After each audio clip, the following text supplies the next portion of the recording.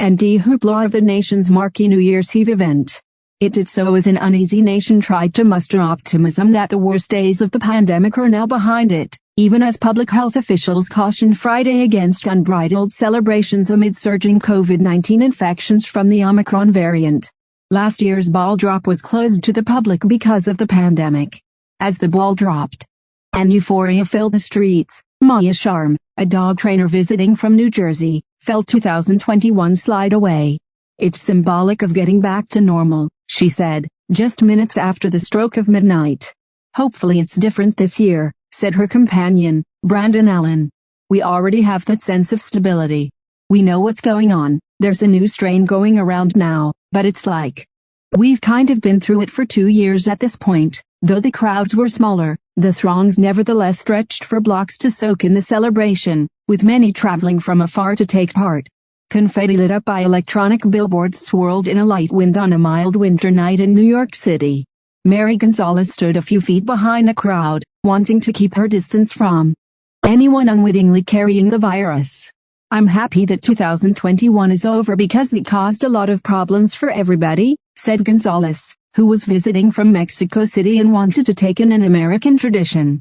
"We hope that 2022 is much better than this year." The annual ball drop took place as the clock ticked into midnight and ushered in the new year, an occasion usually commemorated with the uncorking of champagne, clinking of pints, joyous embraces and renewed hope for better times ahead.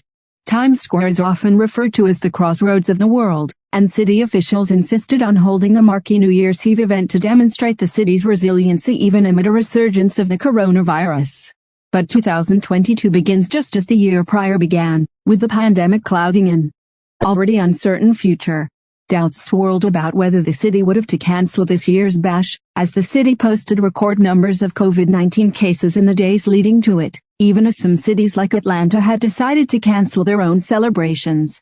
COVID-19 cases in the U.S. have soared to their highest levels on record at over 265,000 per day on average.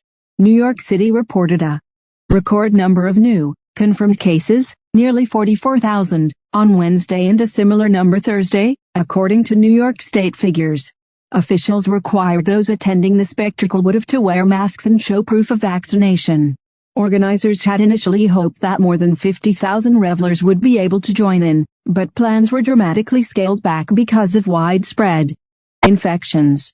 Rap artist and actor LL Cool J was supposed to be among the performers taking the stage in Times Square on Friday night, but announced he would pull out of the event because he had tested positive for COVID-19. But Mayor Bill de Blasio, who relinquished oversight of the nation's most populous city at the stroke of midnight, said the festivities at Times Square would show the world that New York City is fighting our way through this. New York City's incoming mayor, Eric Adams, took his oath in Times Square soon after the ball drop. He made a brief appearance earlier on the main stage to affirm the city's resiliency. "It's just great when New York shows the entire country how we come back," he said. "We showed the entire globe what we're made of. We're unbelievable. This is an unbelievable city and, trust me, we're ready for a major comeback because this is New York." That hopeful sentiment was shared by ordinary people. "I look back and I see it is a sort of a stressful year, but it wasn't a terrible year," said Linka Farchio, who braved the crowds to attend the festivities with her husband Pete, a New York City tour guide. She was unemployed for a spell as the economy was shuttered and tourism tanked. "We're standing here glad that 2021 will soon be over," she said, but really positive about next year. Even if the crowds were considerably smaller, people gathered across block after block to witness the ball drop. Nursing student Ashley Ochoa and her boyfriend, Jose Avalar, traveled from the Central Valley of California specifically to be at Times Square. "COVID did hold a lot of stuff back for me," Ochoa said, "but I mean, I'm here today, so that's what I'm thankful for."